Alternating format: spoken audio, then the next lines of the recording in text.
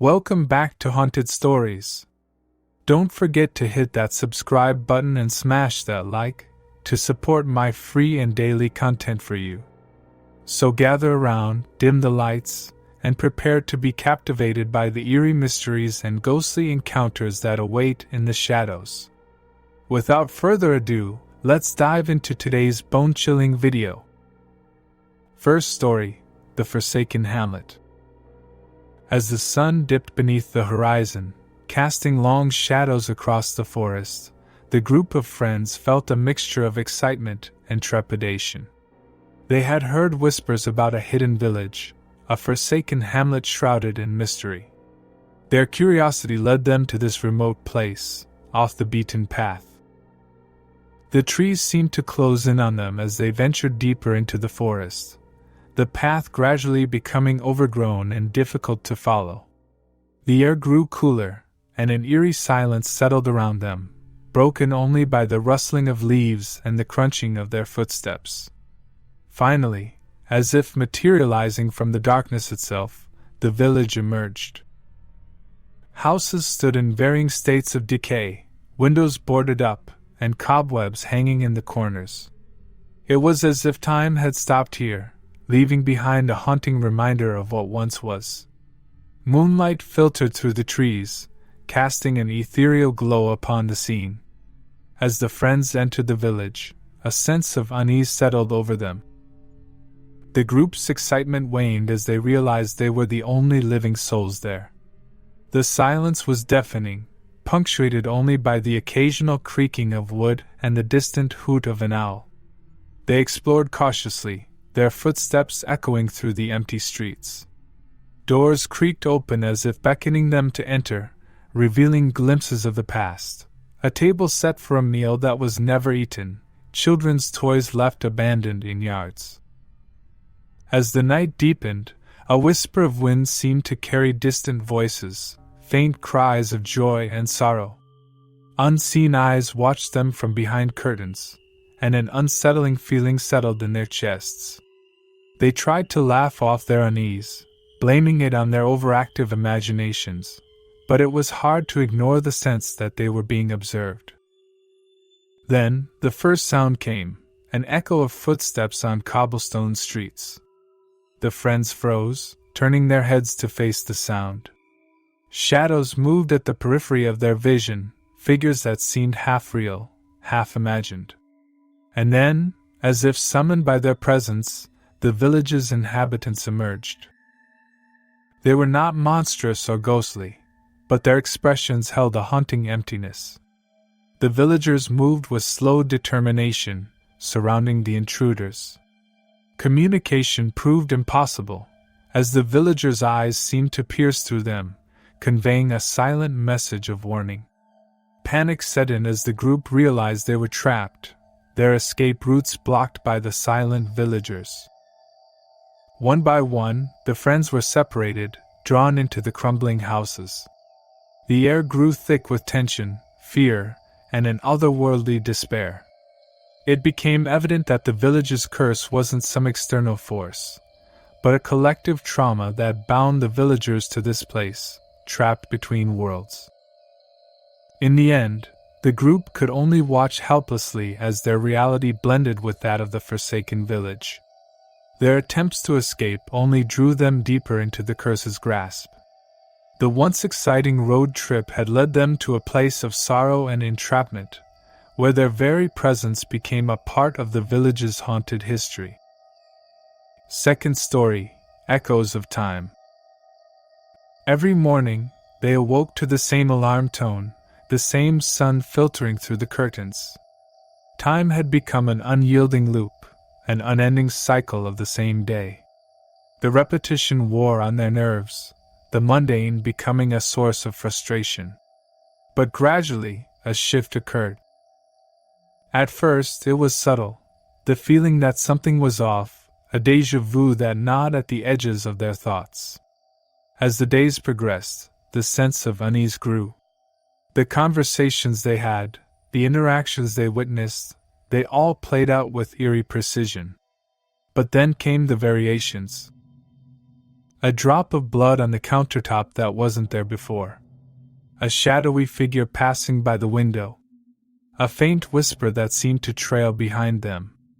The changes were slight, imperceptible to anyone else. And as they tried to explain, to make others see, they were met with skeptical glances and concerned stares.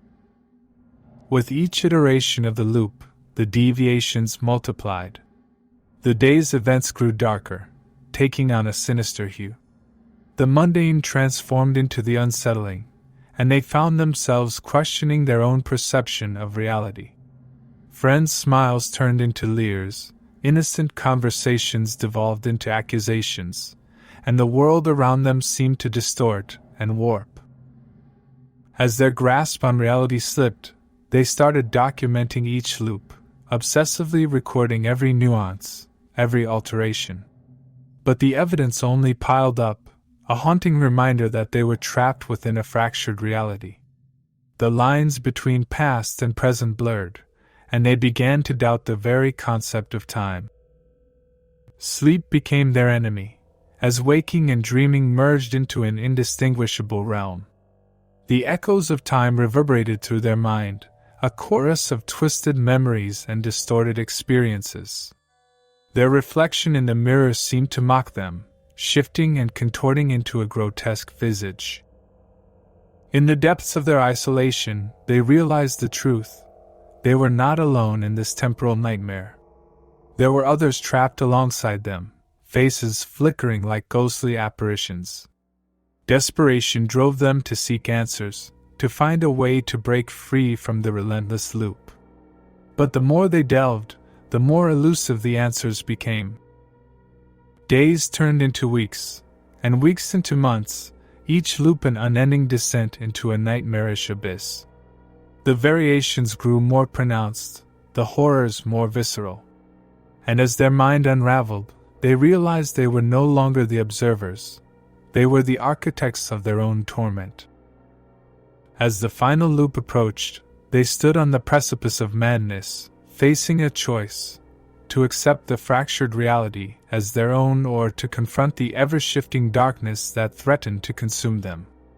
The echoes of time grew deafening, and with a desperate resolve, they made their decision. Third story: Silent Reverie. The town had always been known for its tranquility, a place where neighbors exchanged friendly nods, children played in the streets, and the rhythm of life flowed like a gentle stream. But that rhythm began to fracture with a hushed whisper that spread like wildfire. It started innocently enough, individuals occasionally stumbling over words, struggling to articulate their thoughts. But within days, the phenomenon had escalated. Conversations grew strained as words refused to form on tongues, leaving people gesturing in frustration. Panic spread through the community, a silent plague that disrupted the harmony they had known. As doctors and experts searched for answers, theories ranged from a contagious virus to psychological trauma. But treatments yielded no results, and the town's once vibrant communication dissolved into an unsettling silence. Desperation turned to anger, as the inability to express oneself fueled frustration and fear. With the loss of spoken language, the town's once familiar routines descended into chaos. As written communication attempted to fill the void, misunderstandings became common, leading to heated disputes and escalating tensions. Stores ran out of supplies due to misinterpreted orders, and emergency services struggled to respond effectively to calls for help. Gatherings in the town square became scenes of frustration and anguish, as citizens held signs and attempted to convey their thoughts through gestures and written words. Families found themselves isolated within their homes, unable to share their experiences or seek comfort in conversation. Friends stared at each other, longing to communicate but trapped in a silent prison. As days turned into weeks, a sense of hopelessness settled over the town. The once cohesive community splintered into factions, each with their own interpretation of the situation. Fear and suspicion festered, leading some to believe that the affliction was a deliberate act, while others saw it as divine punishment. With the collapse of social order, looting and violence surged. Law enforcement struggled to maintain control as desperation overcame rationality. The town's infrastructure crumbled, and the once cherished tranquility seemed like a distant memory. The town square, once a symbol of unity, became a battleground for those competing for limited resources. Amidst the turmoil, a small group of individuals emerged, driven by a determination to restore communication and rebuild their fractured society. They organized silent rallies, holding up signs advocating for cooperation and empathy. Slowly, their efforts began to resonate with others who were equally weary of the chaos. Despite their inability to speak, these individuals found innovative ways to communicate complex ideas using visual aids, gestures, and the power of shared experiences. Through their perseverance, a silent network of understanding emerged, challenging the divisions that had torn the town apart. Bonds formed through adversity, and neighbors who had once been strangers united in their pursuit of a common goal. One day, a young girl in the town had a breakthrough. Observing the way birds communicated through song and movement, she devised a simple system of hand signals combined with rhythmic tapping. This method spread like wildfire, enabling people to express their thoughts and emotions in a way that transcended words. The new form of communication began to heal the town's wounds. Acts of kindness and cooperation replaced aggression, and as the days passed, a sense of unity grew stronger. The town's library, once overlooked, became a sanctuary of knowledge where people exchanged stories and experiences through a combination of gestures and symbols. The affliction remained, but the town had evolved. The bonds formed during their silent struggle had forged a community that no longer relied solely on spoken language. They had learned the power of empathy, the strength in shared experiences, and the beauty of understanding without words. As time went on, the affliction's grip lessened, and the town began to experiment with different modes of communication. But the lessons learned during their time of silence remained at the heart of their society. Through the darkest moments of their history, they had discovered the strength within themselves to rise above adversity and create a new, resilient community. Thank you for watching whole video. Don't forget to hit that subscribe button and smash that like to support my free and daily content for you.